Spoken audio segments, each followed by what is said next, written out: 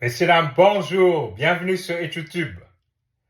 Aujourd'hui, on fait et on compose la meilleure équipe des Lions du Sénégal de football de tous les temps. On va commencer par la ligne d'attaque. Alors, moi, c'est les joueurs que j'ai vu jouer. J'y vais au feeling. Si vous voulez des statistiques plus génériques, allez sur ChatGPT. Comme avant-centre, Jules-François Bocandé. Le meilleur neuf que le Sénégal ait eu. Dommage, il n'a jamais gagné la Coupe d'Afrique des Nations. Mais quand on parle d'attaquant de race, meilleur buteur du championnat de France avec Metz, qui a joué ensuite au PSG, à l'OGC Nice, quelqu'un qui a des matchs références en équipe nationale. Qui peut oublier les 3 buts qu'il a mis au Zimbabwe en 85 matchs qualificatifs au stade Demba Diop à Dakar pour la Coupe d'Afrique des Nations de Caire 86. Alors, il en a beaucoup comme ça des matchs références. Jules. Pour moi, c'est le meilleur avançant de l'équipe du Sénégal. Et on en recherche un depuis lors. Jules Bocandé au milieu. Sadio Mané à droite. C'est le GOAT, c'est pas le GOAT, c'est pas le débat d'aujourd'hui. Il peut jouer des deux côtés. Donc, je vais le faire jouer à droite. Lui aussi, il a été beaucoup plus brillant en club qu'en équipe nationale.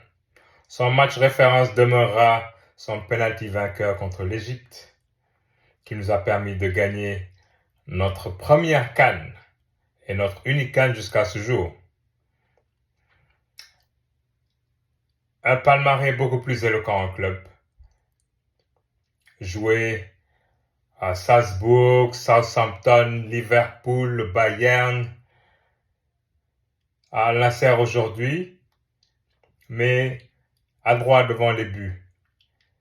Et qui demeure un des plus grands attaquants que le Sénégal ait eu, même si l'impact en équipe nationale aurait pu être beaucoup plus grand. Et à gauche, je mets El Hadji Ousseynou Diouf. Alors, Diouf est notre guerrier, quoi. Diouf, c'est celui qui était le patron de notre équipe nationale lors de la fameuse épopée de 2002. Diouf, c'est lui qui a joué, qui a fait tout sauf marquer dans le match contre la France, qu'on a gagné 1-0. Diouf, c'est pas juste 2 ballons d'or africains.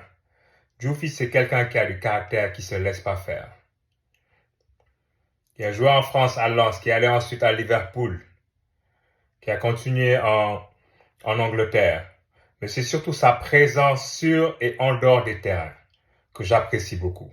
Quelqu'un qui n'hésite pas à venir en aide à ses coéquipiers qui sont en difficulté. Quand il fallait souffler en équipe nationale et que tout le monde avait la langue à terre, c'est à Diouf qu'on donnait le ballon. Et Mouté Balbi, quelqu'un qui n'a pas la langue dans sa poche.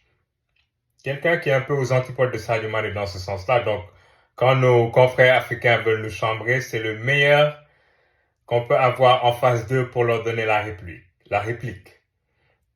Et quelqu'un qui fait toujours partie du staff de l'équipe nationale, mais qui peut donner à cette génération-là, cette nouvelle génération, la confiance peut-être qui leur manque. Quelqu'un qui a beaucoup confiance en lui et qui a beaucoup apporté au football sénégalais.